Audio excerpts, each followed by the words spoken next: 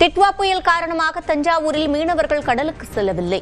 இதுகுறித்த விவரங்களை செய்தியாளர் குருநாதனிடம் கேட்கலாம். குருநாதன், விவரங்கள். சிவரஞ்சனி, தஞ்சாவூர் மாவட்டத்தில் டித்தோ புயல் காரணமாக நள்ளிரவு முதலே பல்வேறு பகுதிகளில் மழை என்பது பரவலாக பெய்து வருகிறது. காலை 8 மணி நிலவரப்படி மாவட்டத்தில் 453 மில்லிமீட்டர் அளவிற்கு இந்த மழை என்பது பதிவாகியுள்ளது.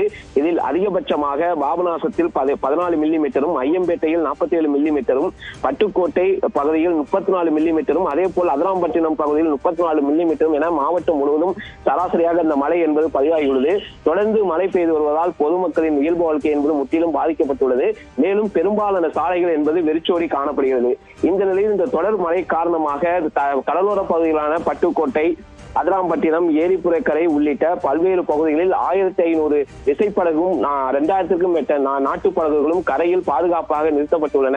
கடந்த 10 நாட்களுக்கு மேலாக மீனவர்கள் கடலுக்கு மீன்பிடிக்க செல்லாதால் தங்களுடைய வாழ்வாதாரம் பாதிக்கப்பட்டுள்ளதாக தெரிவித்துள்ளனர்.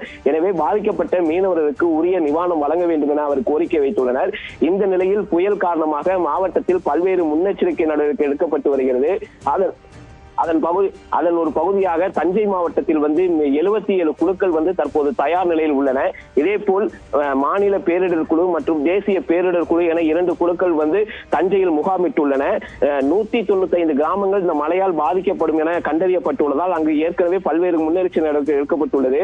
குறிப்பாக 4500 முதுநிலை பணியாளர்களும் 300 ஆப்தமித்ரா தன்னார்வலர்களும் இந்த பணியில் ஈடுபட்டுள்ளனர். புயல் பாதிக்கப்படும் பகுதிகளில் 14 பல்நோக்கு மையத்துக்கு 1400 முதல்நிலை பணியாளர்கள் என இந்த பணியில் ஈடுபட்டுள்ளனர். இதே போல் கால்நடைகளை பாதுகாப்பதற்காக 102 பணியாளர்கள், 330 நீச்சல் தெரிந்த நபர்கள், 30 பாம்பு பிடி வீரர்கள் மற்றும் 131 மரம் வெட்டுபவர்கள் என அனைவரும் இந்த பணியில் தற்போது தயார் நிலையில் உள்ளனர். இதே போல் மாவட்டம் முழுவதும்